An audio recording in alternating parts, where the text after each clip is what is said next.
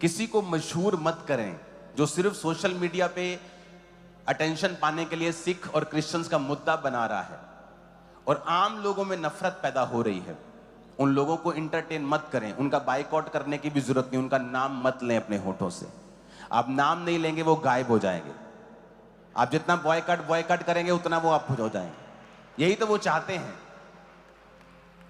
कोई बेचारा एक अज्ञानी है, अपने फॉलोअर्स बढ़ाने के लिए कर रहा है या कुछ भी कर रहा है या उसको नॉलेज नहीं है, हमें उससे नफरत नहीं करनी। हमें समझना है आपकी चर्च, हमारी चर्च, ये मिनिस्ट्री आगे का बताती रही है। आपको ये मालूम है, ये कोई नई मिनिस्ट्री नहीं है। मैं आपको बता रहा हूं, जो आगे मैं आपको बता रहा हूं, हमें प्रेयर करनी है, एफर्ट्स करने हैं कि दोनों कौम मिलकर काम करें, पंजाब की बेहतरी के लिए काम करें।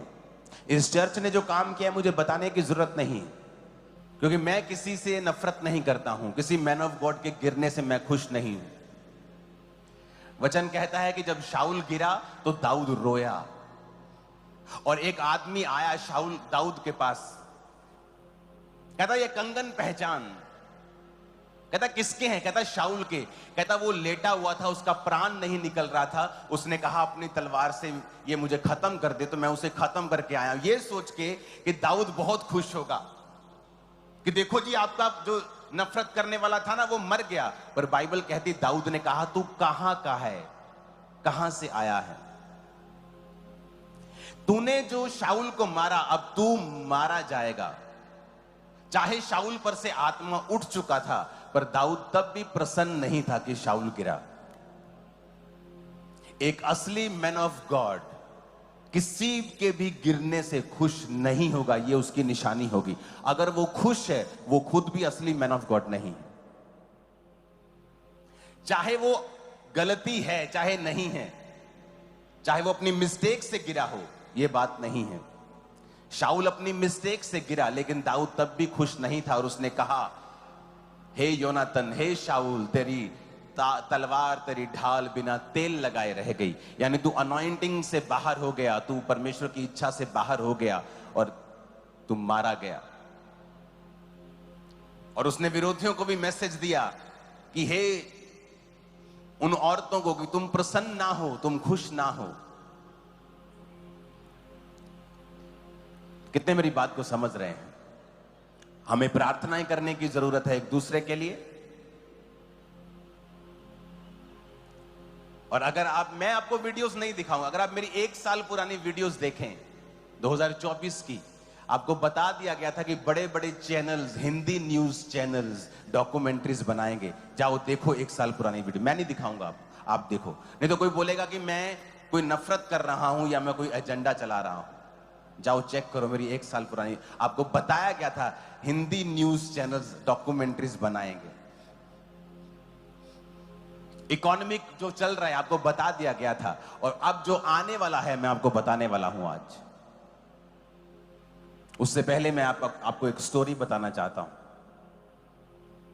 ये स्टोरी ऑलमोस्ट हम सब ने स्कूल्स में पढ़ी है। 2 बिल्लियां थी और वो दोस्त थी दोनों, और उनको रोटी का टुकड़ा मिला और वो रोटी के टुकड़े से लड़ पड़ी। दूर बंदर देख रहा था और बंदर उनके पास आया और उसने कहा मैं देखता हूं क्या करते हैं। क्या किया उसने? तराजू लिया, रोटी का टुकड़ा लिया, दोनों डाले, एक थोड़ा भारी था एक थोड़ा कम था। अब बिल्लियां लड़ी हुई थी आपस में कि मुझे चाहिए ये वाला, मुझे बड़ा चाहिए। तो बंदर क्या करता था, थोड़ा सा इधर से खा लेता था। अब ये हल्का हो गया, ये भारा हो गया, कहता चलो ये भारा हो गया अब इधर खा लेते हैं। फिर इधर का खाता था, फिर ये हल्का हो गया, ये भारा हो गया, और ब्रेड खत्म हो गई। सिख लोग और क्रिश्चियन लोग ये ध्यान रखें कि दोनों माइनॉरिटीज हैं। आपकी फाइट का फायदा देश विरोधी लोगों को होगा। अब आपकी मर्जी है लड़ना है कि नहीं लड़ना। सिख और क्रिश्चियंस अगर साथ में चलें, इमेजिन करो कितने क्रिश्चियंस हैं पूरी दुनिया में, पूरे देशों में, जो लोग दुनिया पर राज करते हैं। 400 करोड़ लोग आज लोग परमेश्वर को मानते हैं। इमेजिन करो अगर ये दोनों इकट्ठे हो जाएं तो कितना परमेश्वर का और कितना समाज का हम काम कर सकते हैं। क्योंकि अगर आप ये डिसीजन नहीं लेंगे तो इसका फायदा तीसरे को होगा, और ये फाइट करीब है अगर आप नहीं सुधरेंगे। क्योंकि कोई भी ऐसा नहीं है जो अपने धर्म पर बातें सुनेगा और चुप रह जाएगा।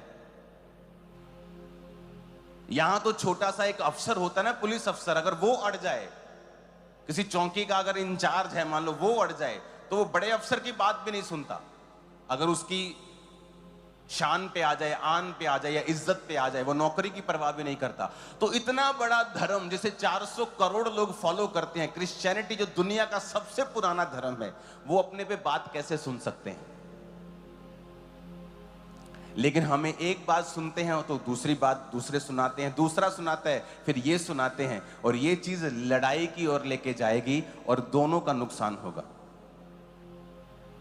तो हमारे लोग, चर्च के लोग, ब्रांचेस के लोग, जितने सुनने वाले, फॉरेन ऑनलाइन चर्च जितने लाखों लोग सुन रहे हैं, आपको ये प्रार्थना करनी है कि ये दोनों कौम प्रार्थना में, आत्मा में चलें और मिल के चलें। मैं नाम नहीं लेना चाहता हूं, बहुत बहुत बड़े बड़े लीडर्स जिनका फोन आता है कि हमें मिल के चलना है। सिख लोगों का फोन आता है, हमें मिल के चलना है। जो समझदार लोग हैं वो सब ये चाहते हैं हमें मिल के चलना है।